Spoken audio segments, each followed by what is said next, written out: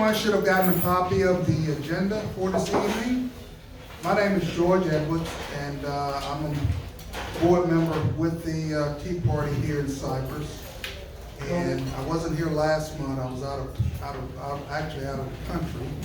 But this is the first meeting I've had this year where we've changed the meeting venue, the time of it, and it's nice. It's working well so far. It's good to see the number of people turning out on a Thursday evening to participate. We have a very prominent speaker for us here this evening. He's with the Texas Public Policy Forum. His name is Dr. Richard Johnson. Let us give a warm welcome to Mr. Johnson this evening.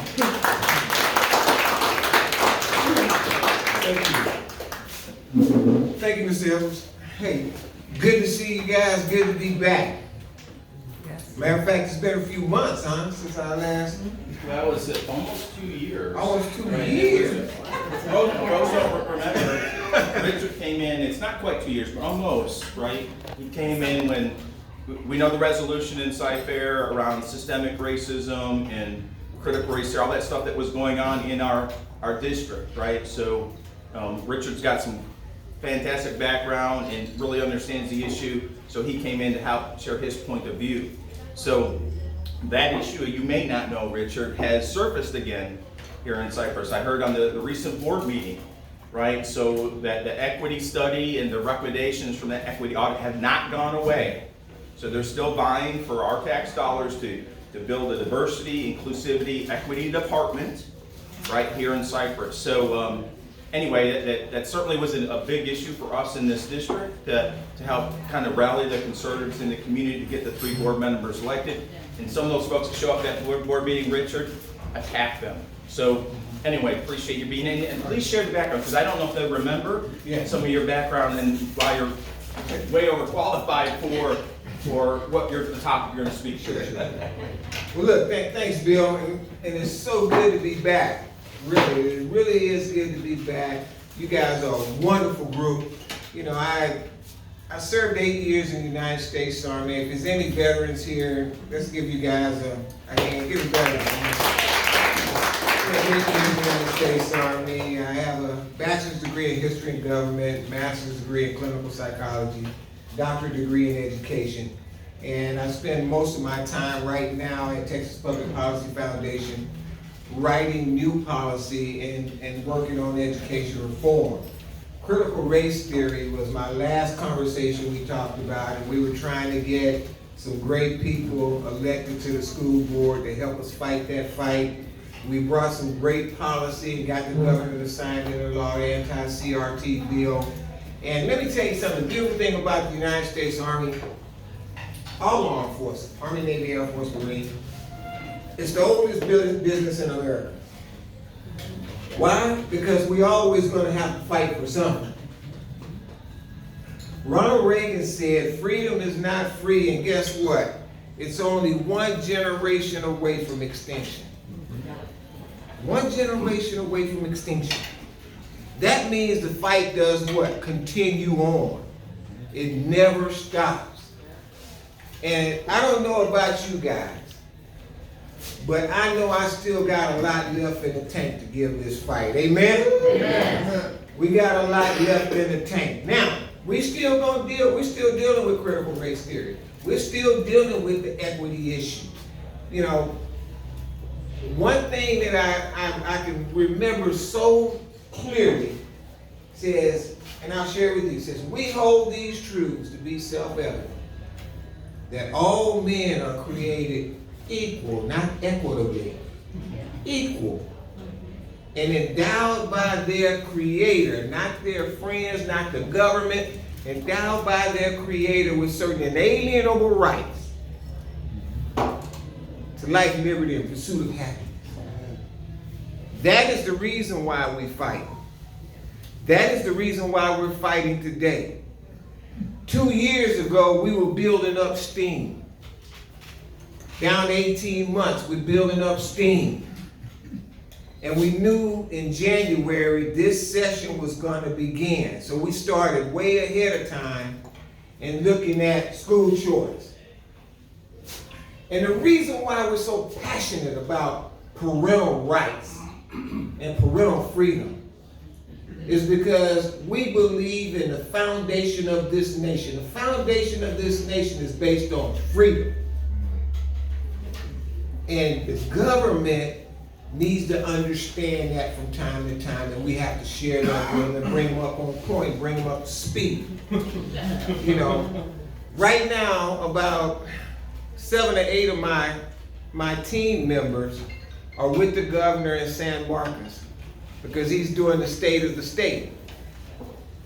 And I told him, look, man, I'm double booked. I said, I'm booked for Cypress Tea Party and the governor state of state. You all go to the governor state of state, I'm going to go to Cypress Tea Party. Because the governor is going to support universal school choice. And he's going to make that announcement. What time is it now? Around 7? 17. 7:10. Because parents have the right to make the choices for their kids. I got 4 kids. I got 4. And I told you guys this before we got together. I got 4. I got 2 boys, I got 2 girls.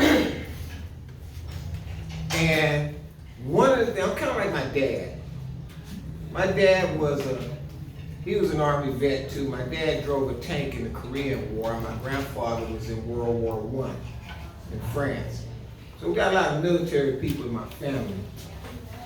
But one thing that we always pass down to each other, and I do with my boys too, work hard, trust God, believe in your country, and be the man of your house. So I don't like people telling me about where to send my kids. If this place is teaching folks that because you black, you're oppressed, and because you white, you're an oppressor, and my kids going to that school, I don't want that. I'm just being honest with you. Because we fought in America to move beyond racism. We fought in America to move beyond that stigma. We fought in America for the Civil Rights Act of 1964, and we won. And we're not going to go back and we're not going to relive that.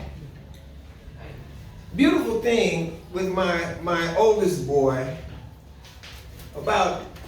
he's 25 now, so he was about 13 then. So some years back, about 12 years ago, and you know how these people say that all black people are oppressed. So about 12, 13 years ago, I lived in a multicultural neighborhood. You know, that means my next door neighbors are from France, my neighbors down the street are from England, you know, all different groups and walks of life. People walk different walks of life in my community. But that's not how I grew up.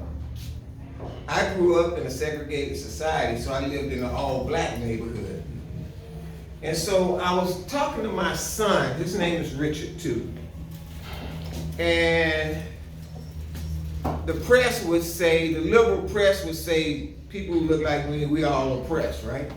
So one day in my backyard, being oppressed, sitting by my swimming pool, watching the waterfall, and I saw my son. I said, hey Rick, come here, man. Let me talk to you. So he's a computer wizard. My son is. He does coding for games and that sort of thing. And so he's doing this little thing on his game. And I said, hey man, you know, I grew up in a community with just one race of people. I said, how is the way that I grew up, the way that is different than the way that you grew up? Because I see your friends, man, they all different colors, you know, and you guys just playing, loving each other, you know. And so my son, he's multitasking, he's listening to me though. And so all of a sudden he stopped. But I could see his little wheels spinning, he's trying to search his mind to give me a logical answer, you know, to what I posed, the question I posed. So he stopped, and then he looked at me. He said, "Dad," and I leaned in because I said something heavy finna come out. I leaned in, and he said, "I have no point of reference." I said, "What?" Martin King, look, we did it. One generation away, my son had no reference of separation, segregation, slavery. They just loved each other. If you're a bad person on the inside, they didn't want to be with you. You're a good person, it didn't matter about the color of your skin, it's all about the content of your character.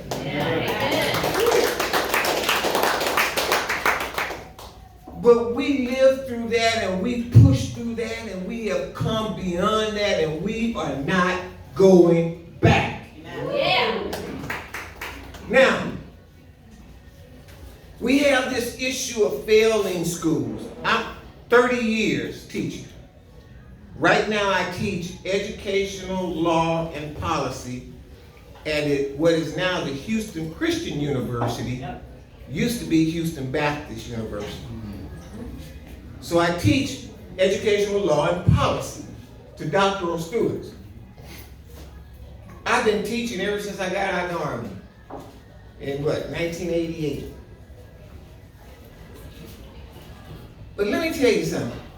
We have some chronically failing schools that have created the school to prison pipeline. And we have to deal with that because guess what? It puts us out of compliance with the Texas Constitution. Article 7 says we shall, the legislature shall, that means it must provide a free and efficient education to every student throughout the state of Texas. Doesn't matter where you're rich, you poor, you black, you white, you brown. That does not, it says every student, every child in the state of Texas. And when some kids are getting an efficient education and other kids are not, it's upon the Texas legislature to fix that problem because we're out of compliance with the Constitution.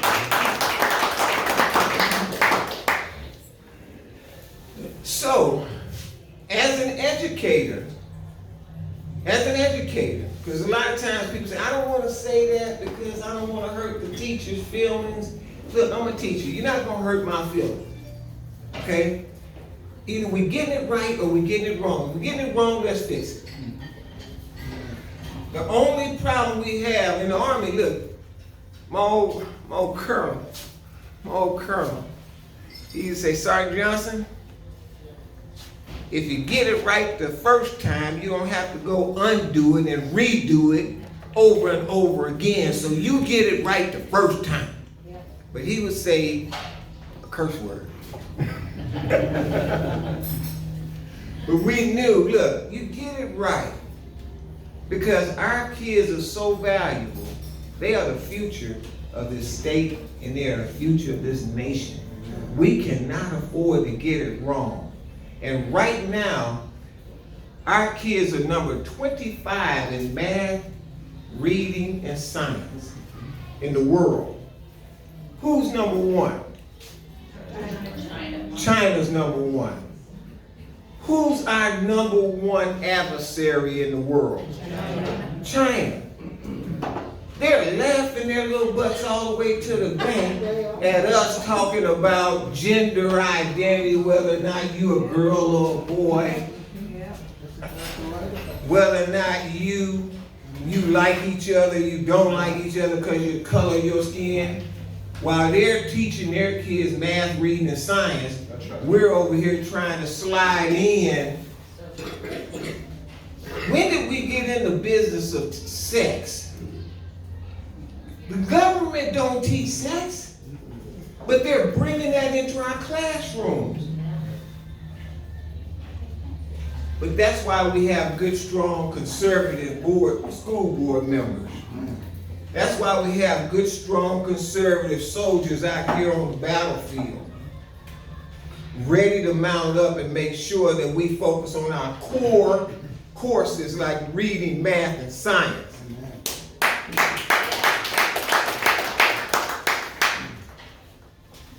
So the governor, let me applaud Governor Abbott for stepping out with his Parent Bill of Rights. Like I told you, I'm an old Army sergeant. I like to make decisions for my kids. I really do. And if you wanted to make my dad mad, my old man, if you wanted to really make that old Sarge, he was old Sarge too, you ever want to make him mad, you start telling him what to do with his kids. That will boil his blood. And I'm the same way. You know why? Raise your hand if you got kids or grandkids. I got a grandson now too. You love your children, I love my children. I can't outlove you with yours, and you can't outlove me with mine. So when I hear folks say, I just love the kids, well, you don't love them more than I do. Not these right here. Because if the bear is outside the door and somebody have to go outside the door and fight the bear, and me and my kids in that house, who you think? I'm going out there and fight the bear. Those other folk probably gonna be hiding in the corner somewhere. You see, I got a whole lot to lose with my children. You have a whole lot to lose with your children. So you're gonna make the best decisions. Amen. So when the governor says, look, we have a Parent Bill of Rights, giving the parents 100% control over their children's education, and the dollars follow the kid. I tell people this all the time. My wife came to me one day and she said, Richard, my kids were about 4 or 5. And that was before I got a doctorate degree. I had a good job. We were living in a good place. Taxes were high. My wife came to me and she said, and we moved out there because of the schools. My wife came to me and she said, I read a study that said that putting our kids in private school, private Christian school, from 1st grade to 6th grade will give them a firm foundation. I said, good, that's a good study. She said, no, I want to put our kids in a private Christian school. I said, that's going to cost more money. And she said, yeah. I said, well, you went to public school. I went to public school. We turned out all right. And this is a high tax burden area we're in right now. She said, yeah, but I want to give them the best possible opportunity in their foundational years. And I said, okay, well, we don't even know of any private schools. She said, here, I said, she pulled out a brochure. She said, here's one right here. So I looked at it, I opened the brochure and I looked at it, and I said, there it is right there. That's the reason why we can't do it. She said, why? I said, it says St. Mary's. That's Catholic. We're Baptist. We're not Catholic. We're even going to be real Catholic.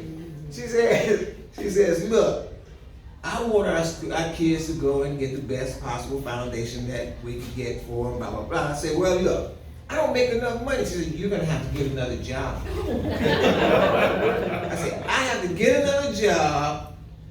Then I have to send my kids to a school that's Catholic and I'm Baptist. Let me tell you guys, and this is God's honest truth, it's the best argument I ever lost in my life.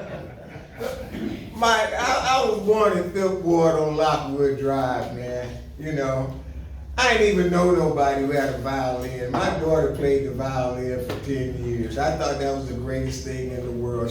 They were learning things that just way beyond me. And they would sit down and read to me, and they could read much better than me. I just thought that was the best thing in the world. And it was worth every second that I had to work that second job to give my kids the best. So as parents, I said that to say this. As parents, we will do a lot of things for our children that we won't do for ourselves because we love our children. My dad got a GED, and my mom didn't finish the 8th grade. My mom's a farm girl. She come out the farm in Louisiana.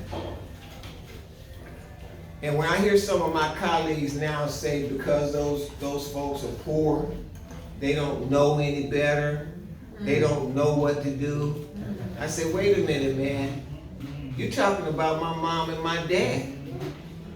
My mom and dad came to Houston, you know, from out of the cotton fields of Louisiana to a city. And with minimal education, they were in the trades. They were not in white-collar jobs. But they loved us enough to work 2 and 3 jobs to put us around people that we could see. And so when you tell me that poor people don't care because they're poor, there's a proverb saying that, look, don't put pressure on the poor just because they're poor, because the Lord will plead for them and will turn on you.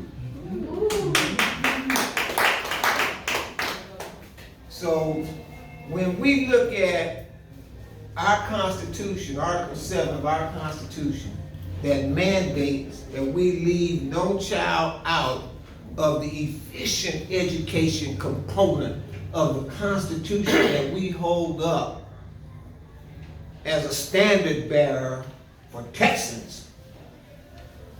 I'm a born Texan. As a standard bearer for Texans, then we are compelled to fight this fight. Yeah. We are compelled to maintain our freedom. The government does not run us. We run the government. And every now and then we have to remind our government of that. But that's what our founders created, the Declaration of Independence, the Tea Party. You know, our founders said, wait a minute. Before we get taxed like this, we'll do what? We'll throw all of the tea back into the sea. That's the American spirit. That's the American drive. And that's what I try to pass on to my kids. Because they're now future Americans. They're America right now. The Bible says, old men for counsel, young men for war. I try to counsel them and give them the knowledge, wisdom, and understanding that God has given me. And the love for our country, for America. And I know it seems like the Chinese may be laughing right now. And I know it seems like the Russians may be a decoy right now. But I guarantee you, Old Glory, United States of America, at the end of the day when the die is cast and all is said and done, it'll be that old glorious flag we just saluted that'll be standing and waving in victory at the end of the day. Because, my friends, we have a spirit that will not die. God, this country says what? In God we trust. We are one nation, not a divided nation. We are one nation under God, indivisible, and we have liberty and justice for all. The old poet said, truth forever on the scaffold, wrong appears to forever be on the throne. Yet within that scaffold sways a future, and behind it to them unknown, standeth God within the shadow, keeping watch above his own. God is in the shadow, keeping watch above you, me, our children, our schools, our churches. And to my ministers out there, this is your moment. This is your moment. It is the church's time to stand up right now and say, push back on Satan when Satan says, I want to teach your kids inappropriate sexual behavior. That's Satan. Push back on it. When Satan says, I want to divide your kids one black against white, push back on it. Because God loves us all. So much that he gave his only begotten son. Something that none of us would do but Abraham. So my friends, look, I love you to death. God bless your heart for fighting. I want you to keep fighting. We are now in session. The fight is going down. I see my good friend back there, Teresa. We just met on setting up about 3 buses. We say a minimum of 3 buses. We want to take down to Austin. We're going to call on everybody. Some people can't go to Austin. Make the phone calls. If you can't go, make a phone call. But if you can go, we want to set up where we can start moving people down to Austin and come in and let them see us on the steps of the Capitol, standing for freedom, standing for America, and standing for our great state of Texas. Thank you.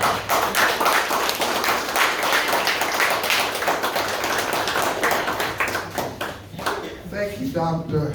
Johnson, for that very inspirational talk tonight. One of the things I like to do before we get into the questions that I didn't do at the beginning, we've got one of our school board members here with us tonight. And I want to acknowledge her. Natalie Blassingame, I know that a number of you have already met her this evening, but she is one of the 3 board members that was elected the last time around. And she stands with us in this philosophy of staying on track to educate our kids to the math, reading, and science that's needed. And this man here, I think, articulated it best and made it very, very clear. We need to push back against the school district and board members that are trying to distract our kids from what they need. They need those courses. They don't need all this other stuff that they keep talking about. And we're the ones who have to stand in the gap. I like the way he placed that tonight. Now, with that, we're going to have questions. And Dr. Johnson is going to handle questions that you may have. Sure. I'll start with one. As you know, Richard, there is a division within even the Republican Party on choice. And I feel a lot of it has come from some of the homeschoolers that are concerned about the government, right? If the money follows the child, it gives the government a right to set standards and start to impede the bureaucracy on homeschool as an example. So what do you feel is your count? And even Mark Henry, right, our school superintendent, you've probably seen his published little article recently chastising some of the charter schools. They don't have accountability. They don't have to do these sorts of things. So help us, argue or defend against some of the other Republicans. How do you frame that? Yeah, I'm gonna say a couple things. The beauty, about the Republican Party. I'm gonna go a long way around, but I get to where you want me to be. The beauty of the Republican Party is the Republican Party was founded on freedom. And in 1854, the Republican Party got together. There was a group of abolitionists. They wanted to abolish slavery. And some came from the Whig Party and some came from the Democrat Party. And they split it off and said, we want to abolish slavery, we want to create a new party. Initially, they said, what are we going to call it? We're going to call it the Freedom Party. Well, after a while, they said, well, you got the Whig, you got the Democrat, and we live in a Democratic Republic society, so we're going to name it the Republican Party. And it elected his first president in 1860, which was Abraham Lincoln. So our roots are in freedom. And when we locking people into a zip code, because they don't have money to get out of it, and chronically fail in schools that we know are the infrastructure to the school to prison pipeline, that's not the Republican Party. That's right. That ain't us.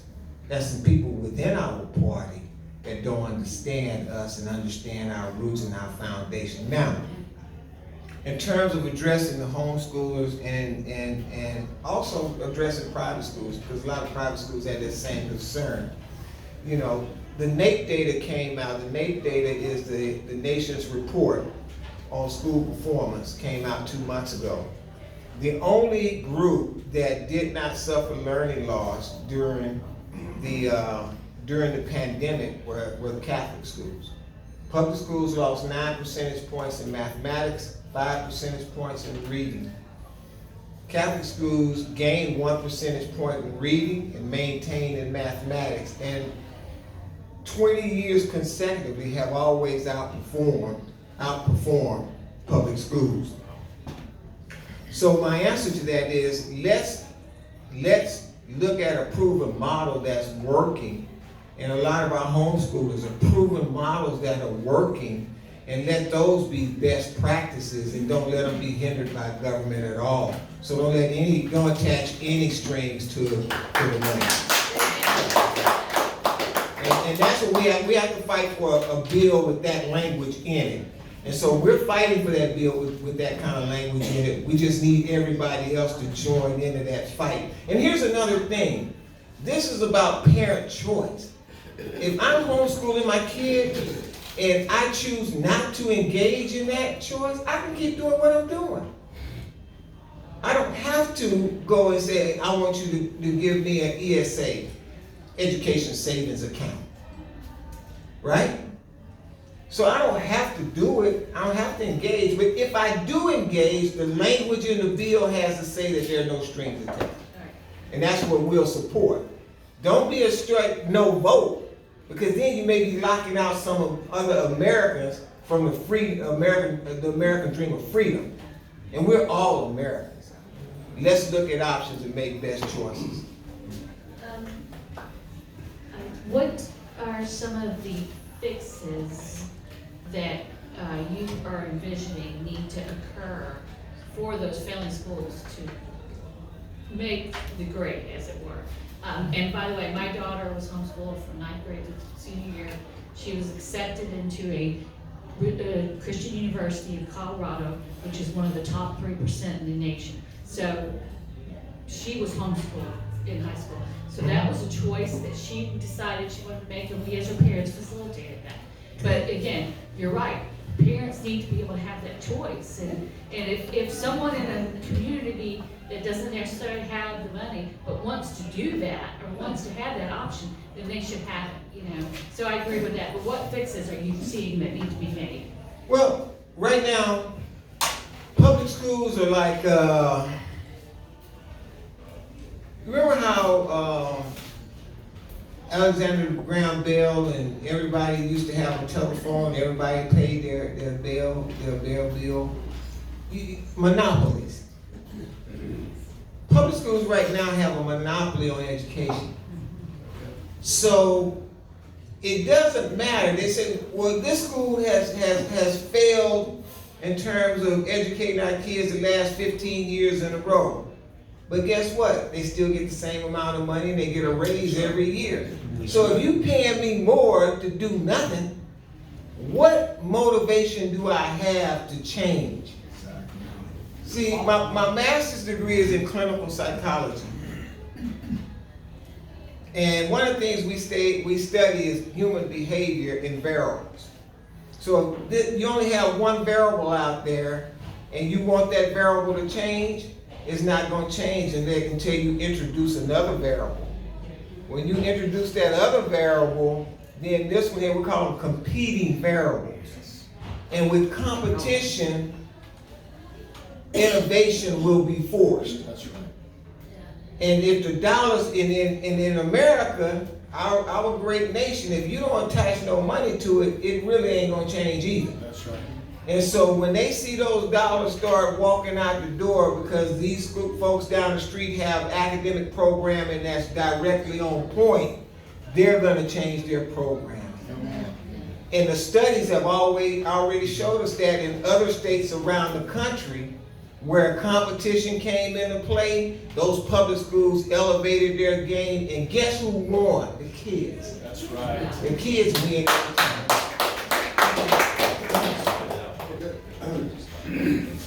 Sorry. So Dr. Johnson, you mentioned a couple of absolutes, Christian principles, Jeffersonian democracy, and you want policy to be guided by these absolutes. And I don't disagree.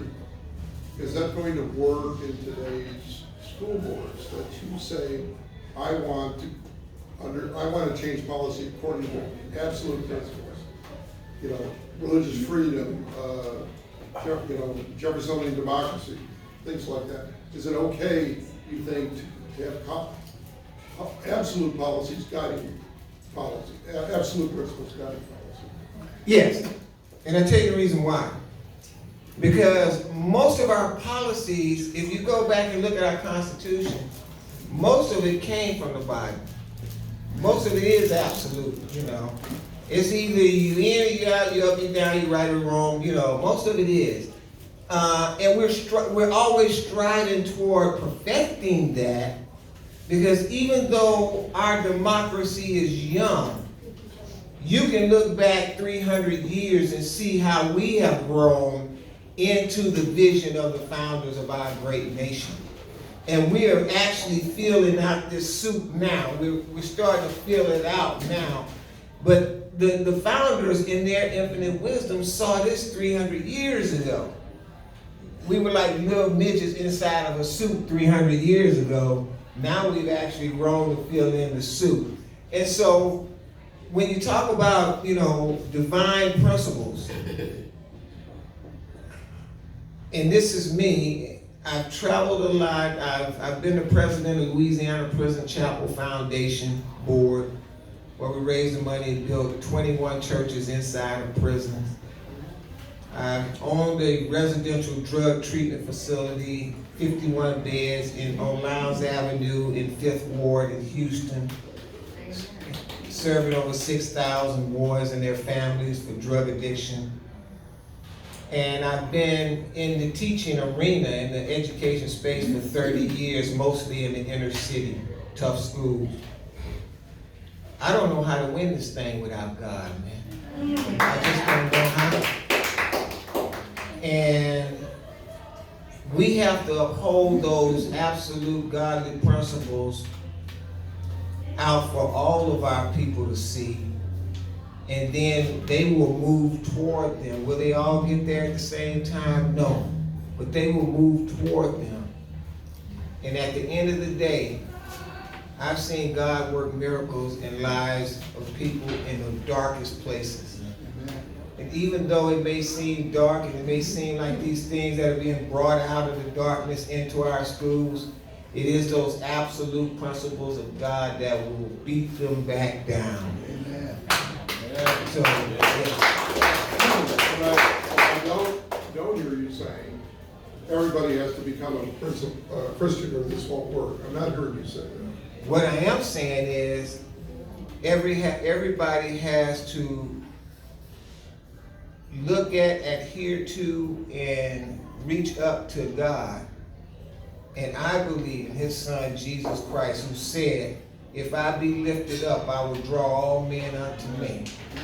I believe that if we do that, we're going to fulfill the dream of our founders of this great nation and build in the America that they saw 300 years ago. That's what I'm saying.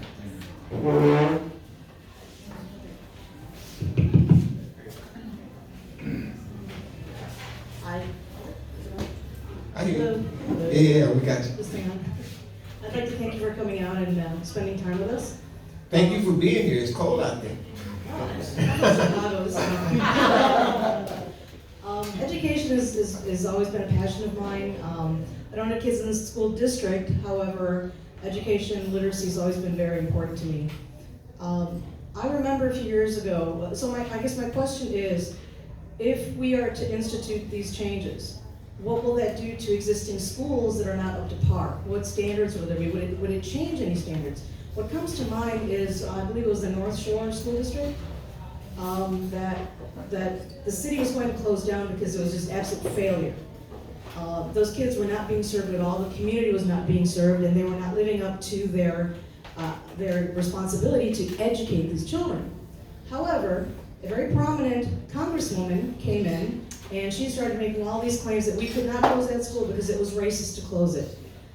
Instead of letting those children go to different schools where they would actually receive an education and just tear down that whole institution there, I believe it was North Shore, or no? North Forest. North Forest, yeah. Yeah, I ran against that congresswoman. So then, so my question is, how do we stop something like that from happening? So they gave in to her because she's very, very local, let's say. And so the overriding issue was that it was racist to close down this black school in a black neighborhood where black children were not being served, and kept it open only because of that. Who cares if they're being served? It's a black school with black kids. We need it open because I say so. So how do we prevent something like that? And if there are schools that are not up to par, what are we going to do with those? First thing is, you're always going to have those people out there. You're talking about Sheila Jackson Lee, of course. And I ran against her on that issue. And you're going to have those people that are race baiters, because they know that race creates emotion. And remember, I'm old Army sergeant. First thing my first sergeant told me, he said, "Sergeant, let me tell you something." He said, "I'm gonna show you how to make it in this man's army." He said, "Emotions and logic are mutually exclusive. One is in, the other is out.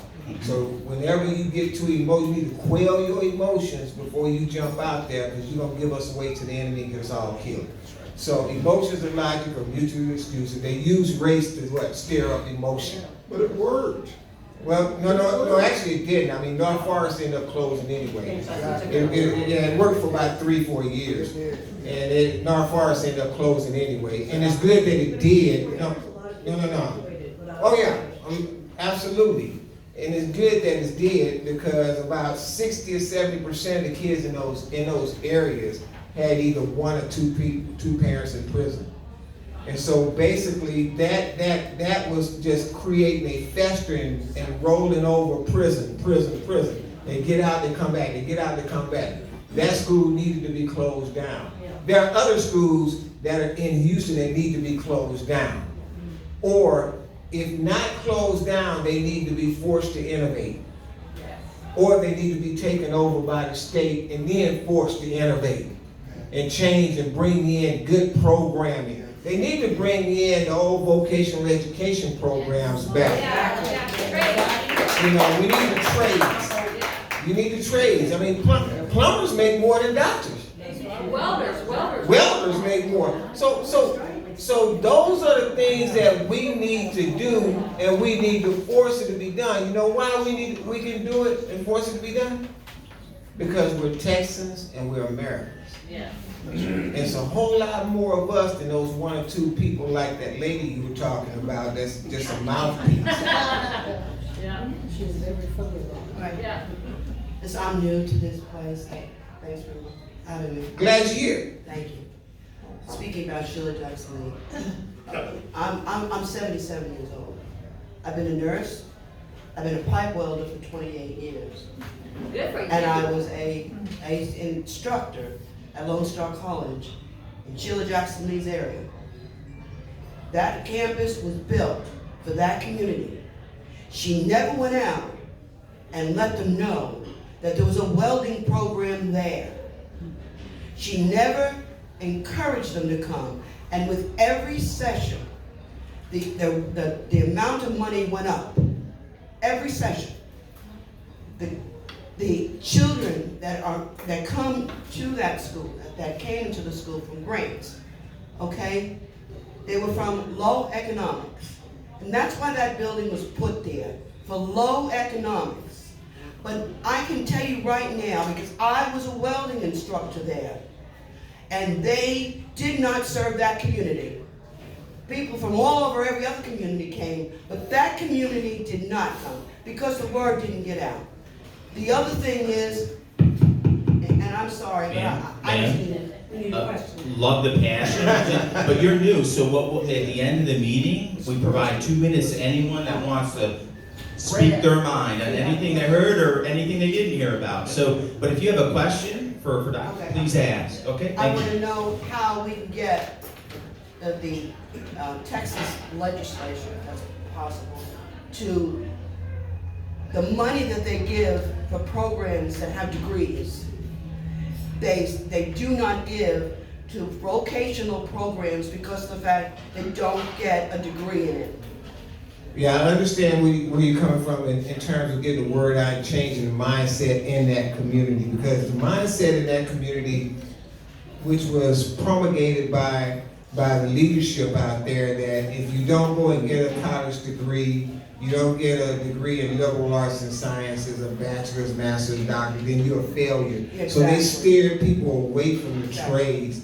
And what we're doing at TPPF, Texas Public Policy Foundation, we're basically bringing in brand new policy, creating paid apprenticeship programs for the trades and getting them back into the high schools so that kids don't have to pay for them. They get them the way that we got them back in the 60s and the 70s.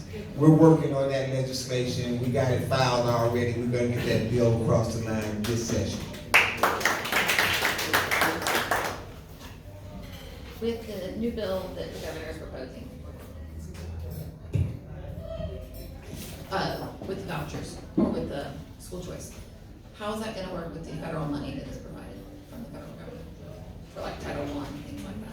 Yeah, it doesn't have any effect on that. I mean, you know, the federal funds will continue to go where they're going, but the state funds, where we have some control, will follow the child. And so that will create an opportunity for those parents. Let's just say, like, I went over to Imani School, which is a private school, Methodist, started by the Methodist Church in the African American community, 2 weeks ago. I think their tuition at the Imani School is about $12,000. Well, if they get $10,000 to follow the kid, all the parent has to come up with is $2,000 over that year, which would be maybe $100-something a month. You know, that would help a family in a poor community send their kid to a Christian-based or a faith-based private school that is proven to focus on math, reading, and science, and not all this other stuff, the CRT, gender, and LGBTQX, and all of those alphabets. That stuff. Because that doesn't need to be taught in school.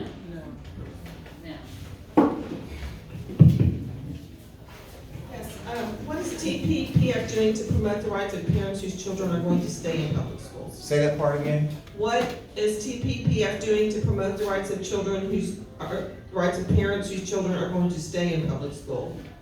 Well, one of the things that we do is we write good policy.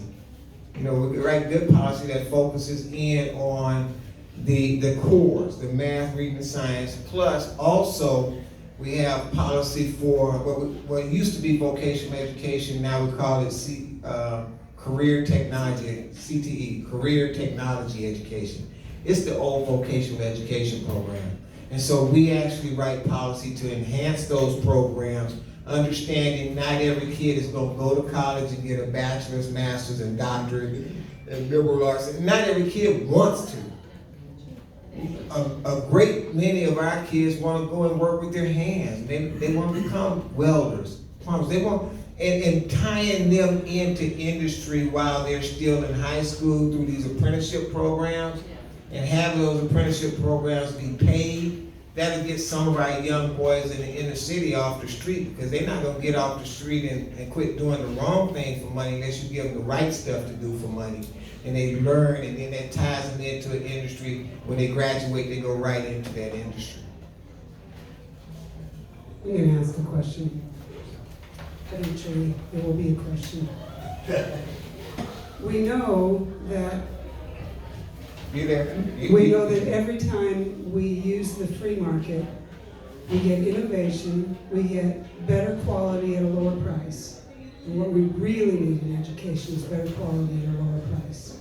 So anything that we can do to get free market into our public schools would benefit us. So the question is how to do that, and I really like the education savings account, which you've talked about, which could give a parent the option of having part of the time in public school and part of the time somewhere else that fits their child, and anything else they want to add to it, because if you do that, then you get competition and then you get better quality and lower price. All of those things will happen through the benefit of the public school if we do it, but there's fear there. Last session, we had a bill that had some elements of what we wanted in it, and that was what we were pushing for. And the Republicans in rural districts mainly were very resistant, because anything that touches the public school and their funding, they will not listen to at all, and therefore they can never get to that part. How do we overcome that? Do we have a bill this session? And how do we overcome that resistance so we can get it passed? Couple things. Yes, we do have bills in session. Senator Mays Middleton's filed a bill, and Representative Kane on the House side has filed a universal school choice bill. Fear. Y'all remember, we have nothing to fear but fear itself. You know, fear is a human emotion. Paul said, God has not given us the spirit of fear, but of love, power, and sound mind. So fear has been with us ever since we've been here. And I understand, you know, that the rural Republicans have that fear. And we have to face that fear with logic, and we have to face that fear with the core principles of this party, which is freedom. And when we don't allow an opportunity for every American to be free, we're not Republicans. We might as well be Democrats. Because that's what they do. They want government to control. And when you say you want public schools, you want government to control. You're saying, I want government to control me. That's not a Republican. So we need to espouse the core principles and the foundation of freedom that's in this party to our friends and say, well, look, and here's another thing. If the parent chooses to stay at the public school, they can. The only thing you're doing is only thing the bill does is create an opportunity to say, okay, if this doesn't work for you and you don't like it, you can take your kids somewhere else. Now, who wants to be in a shotgun wedding? They don't work. You don't marry them anyway. You're going to stay in there with them. No, I don't want to stay in there with them, because you take a weekly high school. I didn't send my kids to weekly high school. I didn't send my kids to the school I went to. Because why? It had already become a school to prison pipeline school. What would I look like sending my daughter? You may even understand me sending my sons there, but my daughters. Would I send my daughters to a school that's already designated as a dropout factory? I work 5 jobs. No. So people should not be locked into something that the government refuses to change because they're afraid to change it. Well, we were afraid to go to the moon too, but we got there. Well, let's go.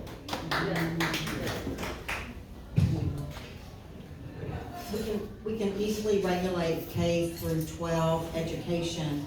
I would like to regulate what's being taught in the colleges, especially that we pay for with our tax dollars. When you send those kids coming out of UT, even Texas A&M is changing, and all they hear about is critical race, and all they hear about is sexual deviancy, and all of that stuff is acceptable.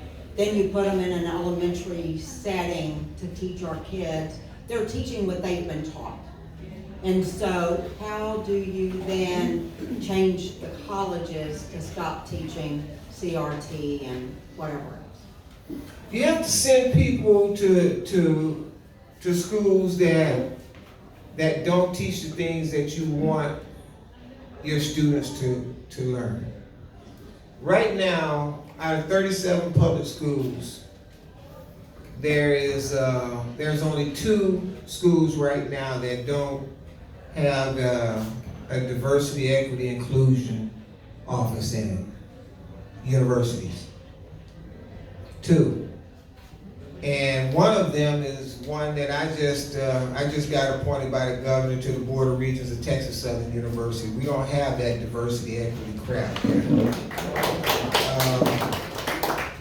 But our leadership is going to have that mindset. And one of the things we're doing over at Houston Christian University is we're starting to churn out doctors in education with a Christian mindset, and then sending them out into school districts to become superintendents, and the other universities become faculty members, because we have to compete with the darkness. The children of the light have to compete with the children of the dark. We have to spread our light in the dark areas and light it up.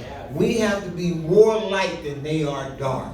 This is a fight we're in, man. When you hear the President of the United States tell you that America is in an inflection point, he's right.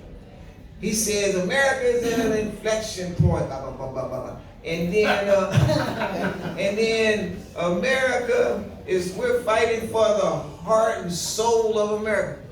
He's right. He's just on the wrong end of this fight. That's right. Yeah. See, because he's promoting CRT. He's promoting LGBT. He's promoting all those dark things that go against our godly principles. So he's on the wrong side of it, but he is letting you know that they're here to take over. But at the end of the day, I read the book from Genesis to Revelation. We're going to win this deal. Amen. Any other questions? I got one more. We've had a bit of a battle here across the whole country, also in Cypress, on the books, right? And then also the notion of the counselors inserting themselves between the child and the parent and not letting the parents know. So is there anything TPPF is doing on policies to provide more transparency and do not talk to my child on these issues without informing, that kind of stuff? Anything happening now? Yes, we're working with Representative Toll, because we worked with Representative Toll on the first anti-CRT bill. And we're working with him to put a little bit more teeth in it, a little bit more transparency. I mean, we've in our think tank, we've talked about everything from, having monitors in the classroom where I, as a parent, can turn on my computer and watch my kid in the classroom. Well, and that's not too intrusive simply because in the daycare, some of those we can do that in the daycare.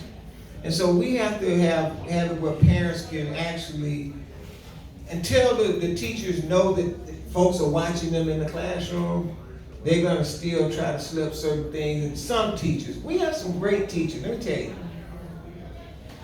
We don't want to get in a place where we're saying all teachers.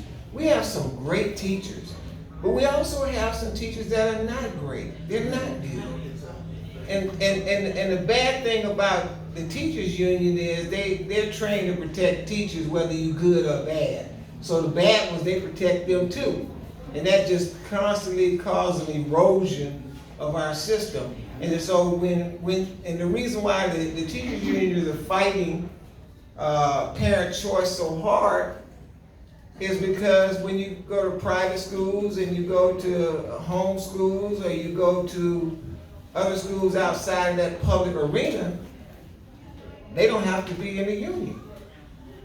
And that cuts their union dues. It's not that they love the kids.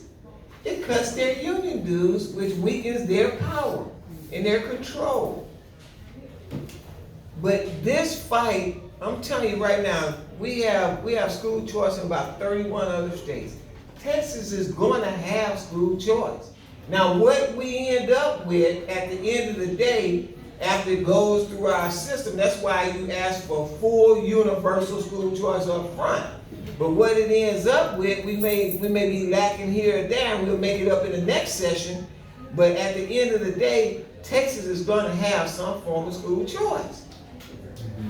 Freedom. I'm just curious, and thank you for everything you do.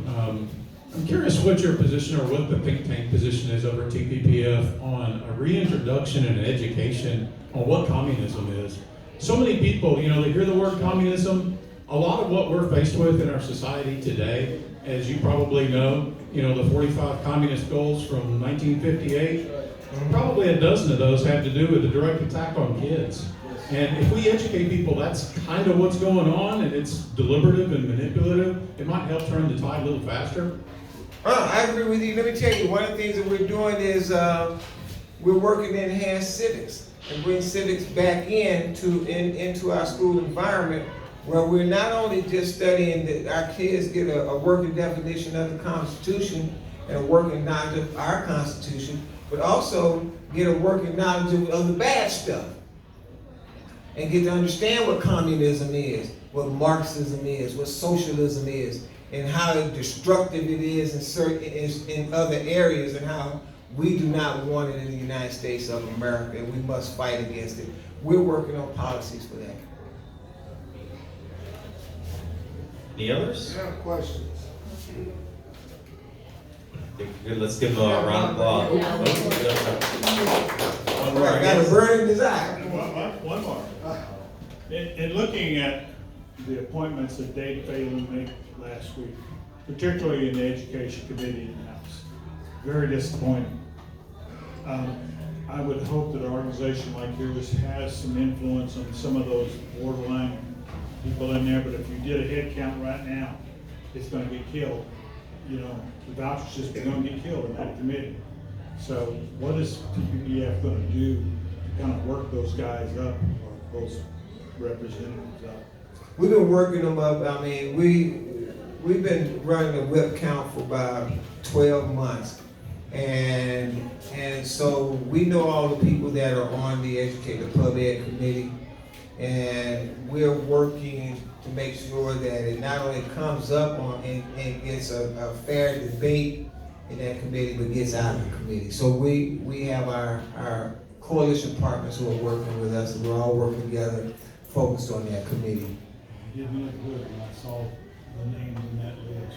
But that's okay, because we're talking to them day and night, so we're having those conversations. And, you know, the governor's having those conversations, and the lieutenant governor's having those conversations, and now, you know, the speaker's starting to have those conversations. So Hello, sir. Hey, Teresa, how you doing? Thank you. It was 2 years ago that Wow. he came. Wow. He Time had flies. courage. He was one of the first people I ever heard say school choice in public. And Miss Natalie Glassingay, you told me emotion together can't go together, but that's just me. Natalie Glassingay was sitting here. She looked at us and she had tears in her eyes. And she said, I think I'm called to run. And that was you, that was her. Beautiful to see this all over again. But now going back to the technical, the budget committee. I have been told that it will be the budget committee that will really be important in determining school choice. Could you address that? Yeah, I think the budget, I think appropriations is gonna be important, but the process is it has to come out of the pub ed committee. It's gonna be assigned to pub ed. It's gonna have to come out of pub ed committee, and then from pub ed committee it'll go to the floor. And we'll fight the battle at the floor. We're really confident we're gonna come out of pub ed. It takes 76 votes on the floor. We're close. We're working a few more, and we're gonna get across the finish line. Get it to the floor, it'll win. Oh yeah. We're gonna pass calendars. We'll get there. We'll get there, because this is the first time that we've had, we have about 50 or 60 coalition partners. And we've all come together on one accord. I was in Austin Tuesday, Wednesday, and today I came back here tonight. And they all converged in on these offices. As I'm walking through, I can see our coalition partners. And they all have their assignments and they're working their assignments. And we have one central command where we're bringing everything, all our information back to one central command, and we're monitoring the progress on each and every one of those legislators. Okay. Hey, let's, hey, he could have been with the governor, he was here, so let's give him a great for coming. Come on. Get up, guys, come on, get up, get up. Thank you so much, Dr. Johnson. Thank you guys, I love y'all to death, to the moon and back, I love you guys. We're not going anywhere. No, okay.